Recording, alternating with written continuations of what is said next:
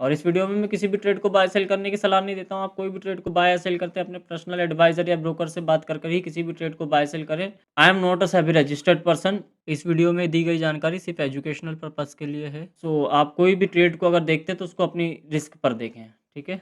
जय श्री राम सभी को। यह आज का हमारा ट्रेड था जिसके अंदर मुझे कंफर्म था कि मार्केट का जो ट्रेंड है वो डाउन ही रहेगा। उसके पीछे का एक ही कारण था कि मार्केट के जो सेंटिमेंट्स हैं वो नेगेटिव थे, फंडामेंटल, ठीक है। और टेक्निकल भी मार्केट को बुल रन लेने के लिए कहीं ना कहीं 23,600 को क्रॉस करना था। तो ये मेरा एक ऐसे लिट हुआ।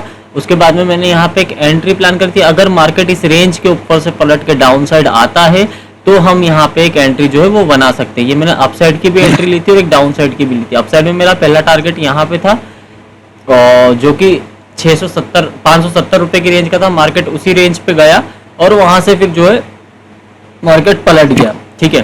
तो ये एंट्री मेरी फ्लॉप हुई। एक एंट्री पे एसएल आया और दूसरी एंट्री जैसे ही मेरी बनी उसके बाद में आप देखोगे जो मेरा टारगेट था वो प्रॉपर वे में जो है वो डन हुआ है। आप यहाँ पे देखोगे जो हमने एसएल बना के रखा हुआ था वो 540 रुपए का एसएल बना हुआ था और वो एसएल हिट नहीं हुआ और मार्केट उसी रेंज के बाद में जो है एक बढ़िया सेल ऑफ करा। ये यहाँ पे मैंने री एंट्री, ये देखिए यहाँ पे मैंने बना दी थी। आप ये एसएल देखोगे एसएल के वहाँ से, और ये आपको प्रॉपर तरीके से जो है एक अच्छा खासा सेल ऑफ देगा। अगर मैं प्रीमियम की बात करूँ तो प्रीमियम के अंदर आपको करीब 150 पॉइंट दिखेंगे। 200 रुपये से प्रीमियम जो है वो करीब 340-350 की रेंज पे जो है आपको घूमती हुई नजर आ रही है, ठीक है। ये आज के ट्रेड थे मेरे। अब कल मार्केट में क्या हो सकता है उसकी बात कर लेते हैं। तो कल के मार्केट के लिए मार्केट ने जो एक सर्टन रेंज थी वो ब्रेकआउट कर दिया है और बट एक चीज़ का प्रॉब्लम है कि जो क्लोजिंग है वो उसी रेंज के अंदर हुई है।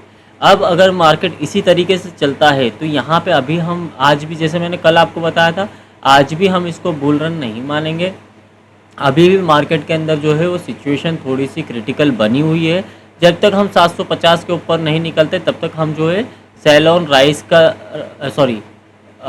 सेल ऑन राइज वाला जो स्ट्रेटेजी है उसके ऊपर ही काम करेंगे कि मार्केट अगर सपोर्ट और रेजिस्टेंस दिखाता है, जैसे मान लें कि कल मार्केट ओपन होता है इसी रेंज के अंदर 550 रुपये की रेंज के अंदर और 580 के बीच में कहीं पे ओपन होता है, तो हम यहाँ पे 23,530 का एसएल बना के ऊपर के लिए देख सकते हैं, जिसमें जो हमारा पहला टारगेट रहेगा वो 650 का रहेगा और दूसरा टारगेट जो है वो सबसे बड़ा मेगा रेजिस्टेंस जो है 750 वाला उसका रहेगा, ठीक है।